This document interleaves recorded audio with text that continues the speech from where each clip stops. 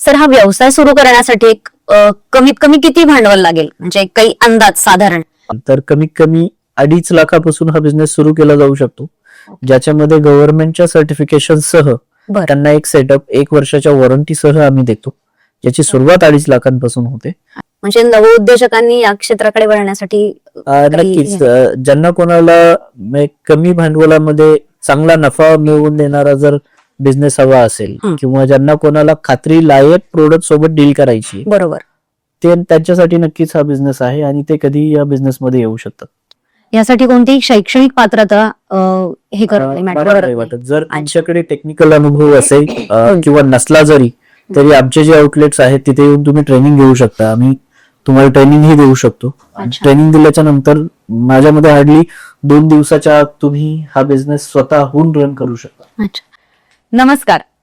Transporters, truck मालक आणि logistic या क्षेत्राशी जोडलेले माझ्या सगळ्या मित्रांसाठी आजचा एपिसोड खूप जास्त महत्वाचा आहे. BS4 आणि BS6 या गाड्या असणाऱ्या कोणत्याही ट्रान्सपोर्ट मालकाने हा एपिसोड अजिबातच चुकू नये. आणि हो, आज आपल्या स्टुडिओमध्ये आले आहेत पुण्याचे सुप्रसिद्ध उद्योजक, स्टॅलिन ॲडब्ल्यूचे मालक. आपल्या क्षेत्रामध्ये ज्यांचं नाव विश्वास आणि गुणवत्ता यासाठी घेतलं जातं ते मिस्टर अमोल डोईफोडे. त्यांनी आपला व्यवसाय ऑगस्ट 2020 मध्ये सुरू केला. पुणे मार्केट आणि जवळपासच्या जिल्ह्यांमध्ये ॲडब्ल्यू आणि त्याची उत्पादने आणि त्यांचा पहिल्या दिवसापासूनचा प्रवास याविषयी आज आपण संपूर्ण माहिती घेणार आहोत. नमस्कार सर, आजच्या आमच्या एपिसोडमध्ये तुमचे स्वागत आहे. ट्रान्सपोर्टर लोकांमध्ये ॲडब्ल्यू बद्दल खूप साऱ्या दंतकथा, गोंधळ आणि चुकीची माहिती पसरली आहे. जी, आज आपण या सगळ्याच गोष्टी स्पष्ट करणार आहोत. आज मी अगदी बेसिक पहिला प्रश्न विचारते, ॲडब्ल्यू म्हणजे नक्की काय? ॲडब्ल्यूचा खरा अर्थ आहे ऍक्च्युली हे आहे की urea aquatic solution. Urea aquatic म्हणजे युरिया आणि पाण्याच्या दोन्हीच्या मिक्सर पासून जे प्रोडक्ट बनवलेलं आहे त्याचं नाव आहे ॲडब्ल्यू. याच्यामध्ये युरियाचा कॉन्टेंट असतो 32.5% आउट ऑफ 100% आणि जे बाकीचं प्रोडक्ट आहे that is made from DM water. DM water म्हणजे काय? डिमिनरलाइज वॉटर आपण ज्याला म्हणतो, त्याचं पर्सेंटेज याच्यामध्ये असतं 67.5%. मग हे जे प्रोडक्ट आहे या दोन्ही प्रोडक्ट पासून बनलेलं दॅट इज कॉल्ड एज ॲडब्ल्यू. आणि हे प्रोडक्ट मार्केटमध्ये यासाठी वापरलं जातं की गाड्यांमधून जे हानिकारक गॅसेस बाहेर निघतात, जसं की कार्बन डायऑक्साईड, कार्बन मोनॉक्साईड किंवा बाकीचे काही नायट्रोजनचे पार्टिकल्स जे डिरेक्टली इमिशन मधून बाहेर येत होते गाड्यांच्या, ते गाड्यांमध्येच न्यूट्रलाइज केले जावे यासाठी या प्रोडक्टचा आविष्कार 2015 मध्ये झाला. भारतामध्ये हा प्रोडक्ट लॉन्च झाला 2017 मध्ये आणि त्यानंतर हा प्रोडक्ट लोकांसमोर हळूहळू आला. हा आहे ॲडब्ल्यू.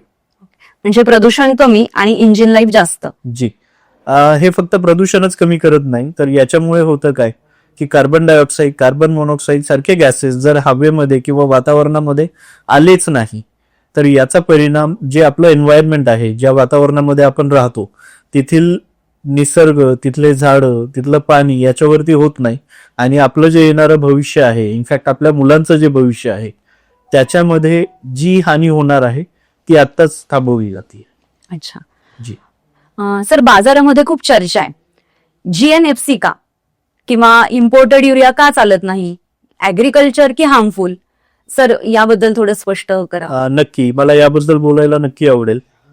GNFC युरिया जो आहे तोच फक्त ॲडब्ल्यू बनवण्यासाठी भारतामध्ये जेवढ्या कंपन्या आहेत ज्या ॲडब्ल्यू बनवतात, फक्त GNFC युरियाच चालतो ॲडब्ल्यू बनवण्यासाठी. त्याच्या मागे काही कारण आहे, ते स्पष्ट करण्याआधी मी तुम्हाला हे सांगू इच्छेन की भारतामध्ये ज्या कंपन्या आहेत ज्या युरिया बनवतात त्यात पूर्ण 46 कंपनी आहेत. पण त्या 46 कंपन्या ज्या आहेत त्या ज्या युरिया बनवतात तो युरिया एकतर शेतीसाठी वापरला जातो किंवा इंडस्ट्रीमध्ये लागणाऱ्या वेगवेगळ्या कारणांसाठी वापरला जातो. आता ॲडब्ल्यू बनवण्यासाठी जो युरिया लागतो त्याचे एक ग्रेड फिक्स केलेला आहे. तो ग्रेड टेक्निकल ग्रेड आहे आणि हा इंडस्ट्रीयल ग्रेडचा जो युरिया आहे तो फक्त भारतामध्ये एकच कंपनी बनवते, Gujarat Narmada valley fertilizers and chemical private limited म्हणून. ही GNFC म्हणून कंपनी जी आहे ती आहे गुजरातची. ह्याच कंपनीचा युरिया जो की टेक्निकल ग्रेडचा आहे, फक्त तोच युरिया ॲडब्ल्यू बनवण्यासाठी चालतो. तुमचा दुसरा प्रश्न होता की इम्पोर्टेड युरिया आणि ऍग्रिकल्चरल युरिया जो आहे तो का नाही. त्याने हानी का होते? ऍक्च्युली इम्पोर्टेड युरिया जो आहे तो भारतामध्ये वेगवेगळ्या देशातून आपण इम्पोर्ट करतो. अच्छा. हा का इम्पोर्ट करतो? कारण बाकीच्या ज्या कंपनीज आहेत ज्या मॅन्युफॅक्चर करतात युरिया, तो युरिया आपल्या इथे सफिशियंट बनवत नाहीत, मग त्यामुळे इम्पोर्ट करायला लागतो. पण इम्पोर्टेड युरिया आणि शेतीमधला युरिया या दोन्हीच्या युरियावरती एक कोटिंग असते ज्याला की नीम कोटिंग म्हणतात. अच्छा. ही नीम कोटिंग त्या युरियाच्या एका ग्रॅन्युअल वरती एक पिवळसर थोडा त्याचा लेअर असतो. मग हा जर लेअर तुम्ही पाण्यामध्ये डायल्यूट करताना, युरिया डायल्यूट करताना जर हा लेअर असेल तर पाण्याला बट ऑब्वियस थोडासा पिवळसर कलर येईल. अच्छा.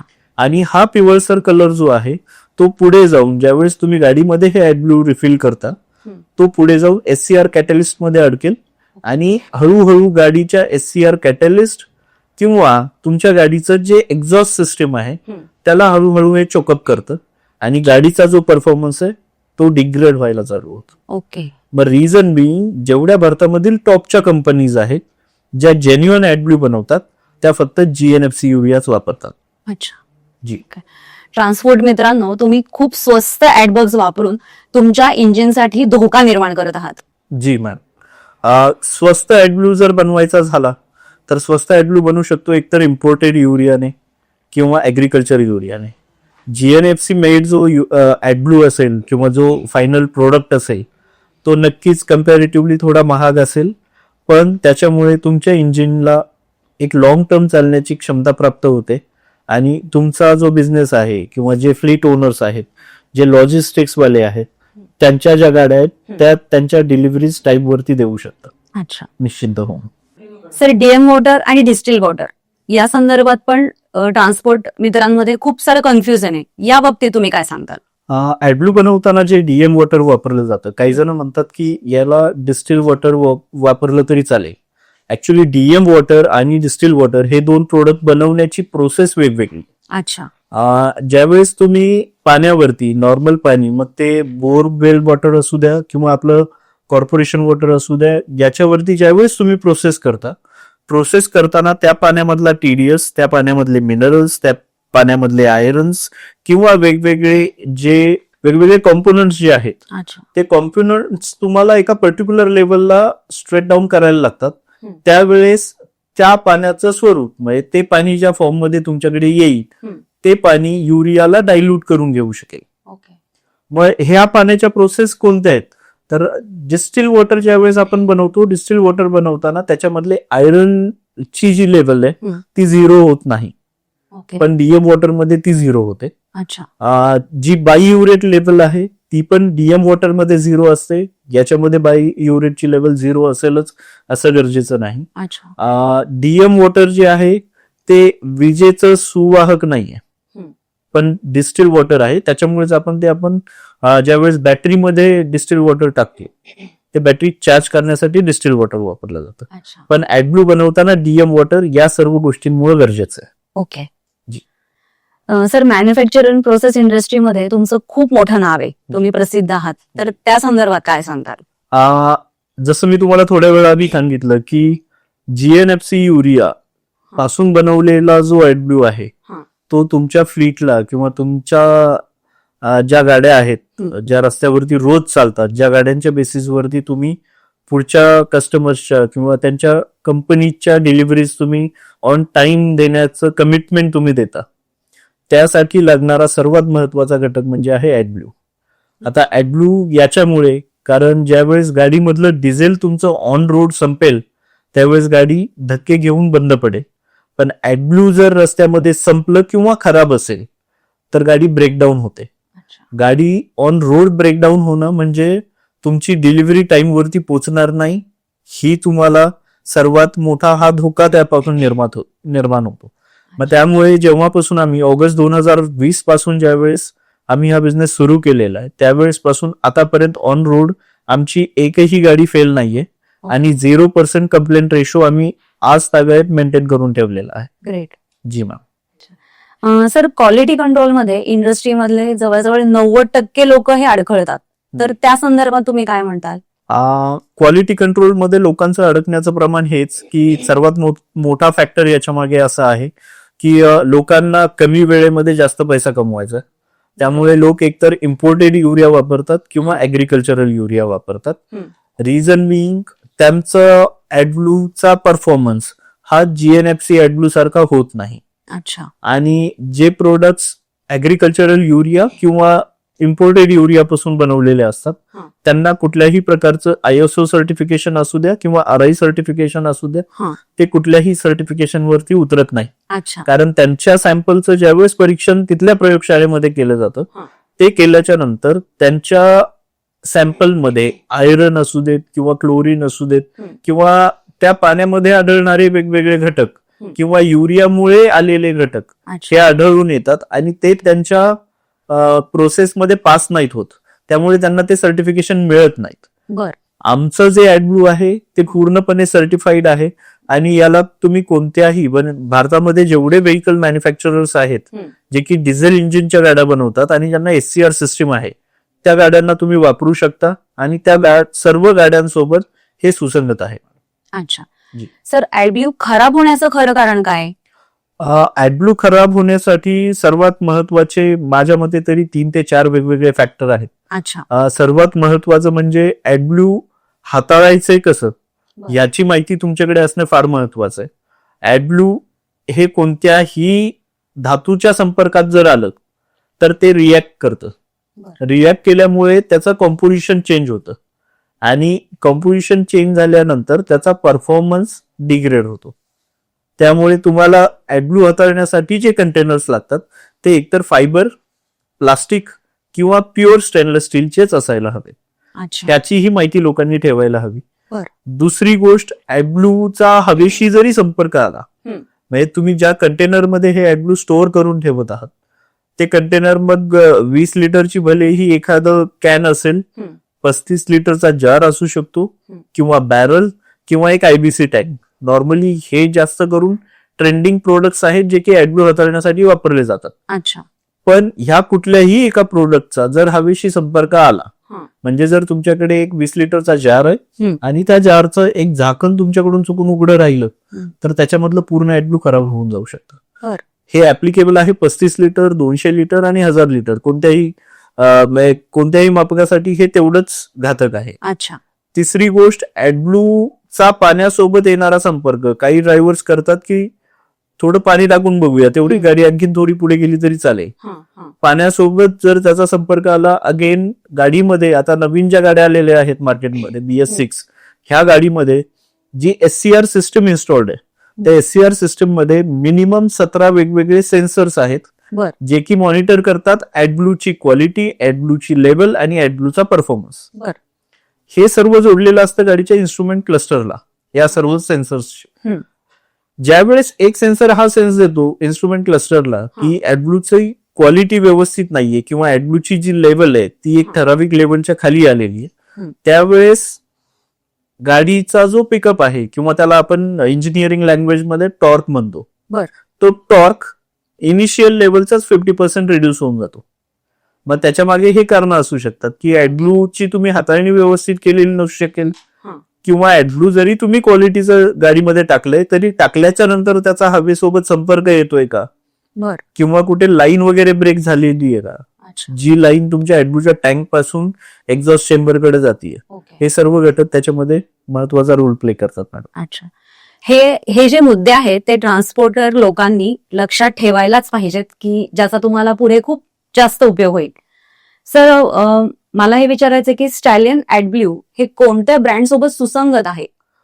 नक्कीच मॅडम, मला हे सांगायला नक्की आवडेल की ऍडब्लू हा एकमेव पुण्यामधला असा ब्रँड आहे जो की म्हणजे तुम्हाला 100% हमी, कस्टमर सॅटिस्फॅक्शनची 100% हमी घेऊन लिहून देऊ शकतो की आमचा ब्रँड हा मार्केटमध्ये अवेलेबल असणाऱ्या जेवढ्या BS4, BS6 मधले दोन्ही व्हर्जन्स, BS6 व्हर्जन 1, व्हर्जन 2 यामधील जेवढ्या गाड्या आहेत ज्यांना डिझेल इंजिन आहे त्या सर्व गाड्यांसोबत हे कॉम्पॅटिबल आहे.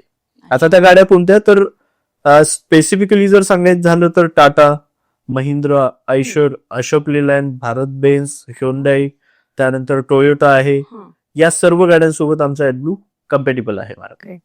सर, आता एक महत्वाचा प्रश्न, ऍडब्ल्यू प्रॉफिट देतं का? नक्कीच. ऍडब्लू प्रॉफिट तुम्हाला डायरेक्टली देत नाही पण इनडायरेक्टली देतं असं मी म्हणेल. अच्छा. ऍडब्लूचं ज्यावेळेस इन्व्हेन्शन झालं हा. त्यावेळेस ऍडब्लू गाडीमध्ये टाकणं म्हणजे एखाद्या ट्रान्सपोर्ट ओनरसाठी किंवा एखाद्या फ्लीट ओनरसाठी हा एक वेगळा खर्च त्याच्या खिशासाठी ऍड झालेला होता. हा. त्याला ऑलरेडी खर्च होते डिझेलचे, गाडीच्या मेंटेनन्सचे, ड्रायव्हर वगैरे बाकीच्या गोष्टी, आणि अच्छा. त्यात हा आणखी एक खर्च 2017 मध्ये ऍड झाला. बर. पण या खर्चामुळे एक गोष्ट अशी होतीये की आपलं पर्यावरण सुरक्षित राहते पहिली गोष्ट, बरोबर. आणि दुसरी गोष्ट गाडीची जी गुणवत्ता आहे ज्याच्यामध्ये गाडी जास्त प्रदूषण निर्माण करते बर. त्याच्यावरती गव्हर्नमेंटचा किंवा आपल्या ऑटोमोबाईल इंडस्ट्रीचा कंट्रोल आलेला आहे. ओके, म्हणजे जड वाहतूक करणाऱ्यांसाठी हे खूप जास्त जास्त महत्वाचं ठरेल. महत्वाचं आहे. आता तुम्ही जर तुमच्या लोकॅलिटीमध्ये जर तुम्ही डंपर्स बघितले असतील हो हो. तर एक उदाहरण देईन मी. डंपर्सचं एक स्टँडर्ड मॅन्युफॅक्चरिंग टनेज म्हणजे माल वाहण्याची क्षमता, बर. ही एका डंपरची साधारणतः असते 25 ते 30 टनच्या दरम्यान. पण डंपर एक कॅरी करतो जवळपास 40 टन माल. हो. आता 40 टन म्हणजे प्रिस्क्राईब टनेजच्या वरती जर त्याला माल न्यायचा आहे तर त्याला ऑफकोर्स डिझेल जास्त लागेल, बरोबर. कारण गाडीचा परफॉर्मन्स गाडीला जास्त करायला लागेल. बरोबर. डिझेल जास्त लागल्याच्या नंतर इंजिनमध्ये डिझेलचं कंबशन जास्त होणार. हा. इंजिनचं जेवढं इंजिनमध्ये डिझेलचं कंबशन जेवढं जास्त होईल हा. तेवढा एक्झॉस्ट जास्त प्रोड्यूस होईल, आणि जेवढा जास्त एक्झॉस्ट म्हणजे जास्त धूर जेवढा तयार होईल तेवढं ऍडब्लू जास्त वापरण्यात येईल गाडीकडून. अच्छा. मग त्याच्यामुळे जर तुमचं ऍडब्लू क्वालिटेटिव्ह असेल, हा. जे क्वालिटी मेंटेन करून आहे, ते ऍडब्लू त्या सिच्युएशनला परफॉर्म करेल. अच्छा. आणि याच्यामुळे तुम्ही जरी 40 टन माल नेत असाल प्रिस्क्राईब लेवलच्या वरती, बरोबर. तरी त्यावेळेस ऍडब्लू तुम्हाला तो बाय डिफॉल्ट प्रॉफिट करून देईल तुमच्यासाठी. अच्छा. जी. आता एक शेवटचा आणि महत्वाचा प्रश्न सर, जी मॅडम. की या इंडस्ट्रीमधलं सगळ्यात मोठं गुपित काय? ते गुपित सांगण्यासाठी मी काही माझे कॉन्टॅक्ट नंबर्स तुम्हाला देईल, ते तुम्ही तुमच्या स्क्रीनवरती शेअर करा, जेणेकरून जर कोणाला त्याच्याबद्दल माहिती हवी असेल बरं. ते मला डिरेक्टली कॉल करू शकतील आणि मी त्यांना ती माहिती पूर्णपणे देऊ शकेल मॅडम. ठीक आहे सर. सर ऍडब्ल्यू अजून आपण कोणत्या ह्याच्यासाठी वापरू शकतो, कोणत्या आणखीन वाहनांसाठी वापरू शकतो का, की फक्त ट्रान्सपोर्टसाठीच त्याचा उपयोग होतो? नाही, हे फक्त ट्रान्सपोर्ट क्षेत्रासाठी मर्यादित आता राहिलेलं नाहीये. BS4 मध्ये अशी एक स्टेज होती जिथे ऑन ट्रायल अँड एरर बेसिसवरती हे फक्त हेवी वाहनांसाठी वापरण्यात आलं.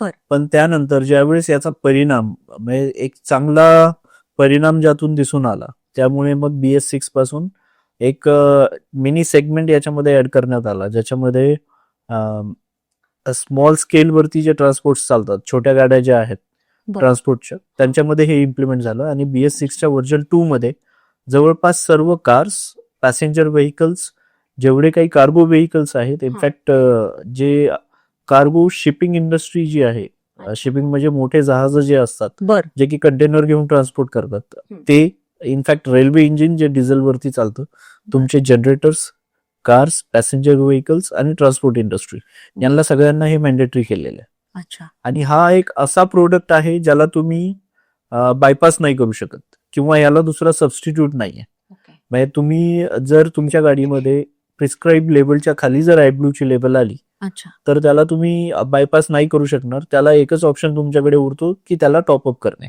बरं. जसं डिझेल आपल्या गाडीमध्ये संपायला आल्याच्या नंतर आपण परत जाऊन पंपावरती डिझेल भरतो, तसं तुम्हाला परत एकदा जाऊन ॲडब्ल्यू भरून घ्यायला लागेल. बरं. मग ते तुम्ही जवळच्या वर्कशॉपमध्ये भरू शकता किंवा आमच्याकडे वेगवेगळे काही पर्याय आहेत ज्याच्या थ्रू तुम्ही तुमच्या गाडीमध्ये तुमचा ॲडब्ल्यू टॉपअप करून घेऊ शकता. अच्छा. म्हणजे लॉंग ड्राईव्हला जाताना जे टेन्शन असतं की गाडी तापलीये किंवा जी. गाडी बंद पडलीये, जी. तर याचा पण बॅलन्स होऊ शकतो का ऍडब्ल्यू मुळे, किंवा ते नक्कीच. कमाने कमी होईल का? नक्कीच. जसं मी तुम्हाला थोड्या वेळा आधी सांगितलं की आता BS6 वाहनं जे आहेत त्याच्यामध्ये जो SCR सिलेक्टिव्ह कॅटॅलिटिक रिडक्टंट म्हणून एक कॅटॅलिस्ट बसवण्यात आला. हा कॅटॅलिस्ट जो आहे तो तुमच्या गाडीच्या इन्स्ट्रुमेंट क्लस्टरला वेगवेगळे सिग्नल्स पाठवतो सेन्सर्सच्या थ्रू. अच्छा. हे सेन्सर्स तुम्हाला सेन्स देतात की तुमच्या गाडीमध्ये ॲडब्ल्यूची सध्याची कंडिशन काय.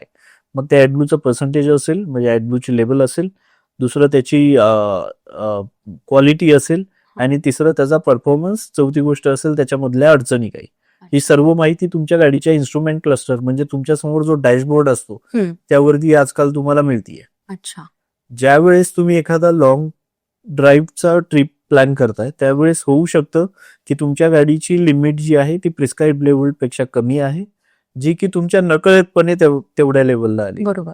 आणि जर तुम्ही अशा एखाद्या जागेवरती गेलात जिथे तुम्हाला ऍडब्ल्यू अवेलेबल नाहीये, अच्छा. तिथे तुम्हाला गाडी टो करून आणण्याशिवाय दुसरा काही ऑप्शन नसेल. बरोबर. म्हणून मी सर्व वाहनधारकांना एक सूचना देऊ इच्छितो की ज्यावेळेस कधी तुम्ही तुमची गाडी एखाद्या लॉंग टूर वरती पाठवताय, मग ती एक तुमची शॉर्ट ट्रिप असू शकते किंवा एक लॉंग ट्रिप असू शकते, बरोबर.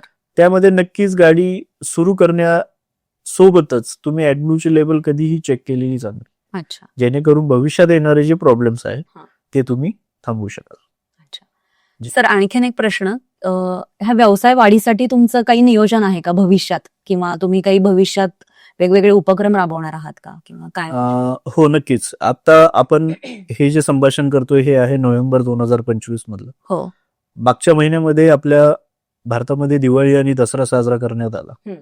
फक्त पुण्यामध्ये मागच्या ऑक्टोबर महिन्यामध्ये 81,000 गाड्या विकल्या गेल्या. त्यातल्या 47,000 गाड्या डिझेल इंजिन मॅन्युफॅक्चर्ड होत्या. अच्छा. या 47,000 गाड्यांना मी एकटा सर्व्हिस नाही देऊ शकणार. बरोबर. त्यामुळे मला असं वाटतं की माझ्यासोबत जर काही हात जोडले गेले तर ह्या इंडस्ट्रीला जी केटरिंग रिक्वायर्ड आहे ती सर्वजण मिळून आपण करू शकू. पण देताना जर कोणाला या उद्योगामध्ये यायची इच्छा असेल तर येताना त्याने एक गोष्ट लक्षात ठेवावी की जे प्रोडक्ट तो रस्त्यावरती किंवा एखाद्या त्याच्या शॉपवरती सेल करणार आहे, सेल करताना त्या प्रोडक्टचं कंप्लायन्स, त्या प्रोडक्टची क्वालिटी आणि त्या प्रोडक्टचे पूर्ण सर्टिफिकेशन्स हेही असणं तेवढंच गरजेचं आहे, जेणेकरून तो जो काही प्रॉफिट या बिझनेसमधून कमवेल तो विना कोणत्याही तक्रारीशिवाय किंवा कोणत्याही डोकेदुखीशिवाय तो कमवू शकेल, जेणेकरून त्याच्याकडे भविष्यामध्ये कसल्याही कंप्लेंट्स नसतील आणि तो एक 100% customer satisfaction oriented business through हा बिझनेस सुरू करू शकेल. अच्छा जी. ओके. सर हा व्यवसाय सुरू करण्यासाठी काही क्रायटेरियाज आहेत का? क्रायटेरिया तसा सच नाहीये, पण जो माणूस ऑटोमोबाईल क्षेत्राची थोडीफार ज्याला ओळख आहे तो याच्यामध्ये आला तर तो सहजरित्या हा बिझनेस स्टार्ट करू शकतो. अच्छा. स्टार्ट करण्यासाठी त्याला जे काही भांडवल लागेल किंवा जे काही साहित्य लागेल ज्याच्या थ्रू तो या क्षेत्रामध्ये येऊ शकतो, ते सर्व आम्ही देण्यासाठी कधीही तयार आहोत. सर हा व्यवसाय सुरू करण्यासाठी एक कमीत कमी किती भांडवल लागेल, म्हणजे काही अंदाज साधारण? जर कोणाला हा बिझनेस सुरू करायचा असेल तर कमीत कमी 2.5 लाखापासून हा बिझनेस सुरू केला जाऊ शकतो, ज्याच्यामध्ये गव्हर्नमेंटच्या सर्टिफिकेशन सह त्यांना एक सेटअप 1 वर्षाच्या वॉरंटीसह आम्ही देतो, ज्याची सुरुवात 2.5 लाखांपासून होते. आणि तिथून पुढे मग जसा बिझनेस सायकल चालेल त्याप्रमाणे मग त्यांचा बिझनेस रोटेशन वरती चालू लागतो. मॅडम. अच्छा. म्हणजे नवउद्योजकांनी या क्षेत्राकडे वळण्यासाठी नक्कीच ज्यांना कोणाला कमी भांडवलामध्ये चांगला नफा मिळवून देणारा जर बिझनेस हवा असेल किंवा ज्यांना कोणाला खात्री लायक प्रोडक्ट सोबत डील करायची, बरोबर, ते त्यांच्यासाठी नक्कीच हा बिझनेस आहे आणि ते कधी या बिझनेसमध्ये येऊ शकतात. सर तुमचा प्रवास कसा सुरू झाला, म्हणजे ही कल्पना तुमच्या डोक्यात कशी आली की आपण या क्षेत्रामध्ये जाऊ, किंवा या क्षेत्रात आल्यानंतर पण एक हाच ऍडब्ल्यूचाच बिझनेस करायचा, हे कसं डोक्यात आलं, किंवा हे प्रोडक्ट तुम्ही कसं निवडलं? नक्कीच मला याचं उत्तर द्यायलाही आवडेल. मी ऍक्च्युली 2009 मध्ये माझं MBA मार्केटिंग मधून मी केलं. 2009 मध्ये MBA केल्याच्या नंतर मी ज्यावेळेस सर्व्हिस सेक्टरमध्ये आलो त्यावेळेस 2020 पर्यंत मी ट्रान्सपोर्ट रिलेटेड इंडस्ट्रीमध्ये काम करत होतो. जवळपास 11 वर्षाचा मी अनुभव घेतला.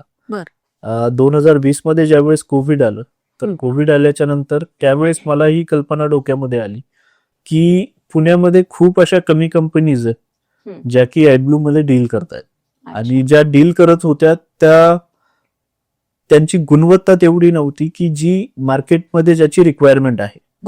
मग मी आणि माझे काही मित्र आहेत, आम्ही सर्वांनी बसून ज्यावेळेस लॉकडाऊन मध्ये आमच्याकडे मोकळा वेळ भरपूर होता, आम्ही सर्वजण एकत्र बसायचो आणि याच्यावरती रिसर्च आम्ही करायचो.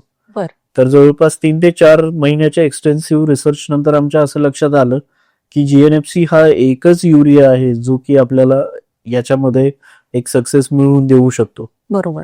तर GNFC युरियासाठी आम्ही मग पूर्ण रिसर्च केलं आणि जीएनएफसी युरिया पुण्यामध्ये अवेलेबल करून घेऊन त्याचं सक्सेसफुल ट्रायल आम्ही ऑगस्ट 2020 मध्ये घेतलं आणि त्यानंतर हा प्रोडक्ट आम्ही लॉन्च केला. अच्छा. लॉन्च केल्याच्या नंतर फक्त लॉन्च करूनच आम्ही थांबलो नाही, तर या क्षेत्रामध्ये वेगवेगळे इनोव्हेशन पण आम्ही करत आहोत. जसे रस्त्यावरती हायवेवरती तुम्हाला पेट्रोल पंप्स मिळतील, तसे आम्ही ऍडब्ल्यू पंप्स इन्स्टॉल केलेले आहेत जे की गव्हर्नमेंट मेट्रोलॉजिकल सर्टिफाईड आहे, ज्याला गव्हर्नमेंटची परमिशन आहे आणि ज्याच्या थ्रू कस्टमरला जेवढे पैसे कस्टमर देईल तेवढ्याच पैशाचा ऍडब्ल्यू आम्ही त्याला देतोय, त्याची सुरक्षितता आम्ही घेतोय.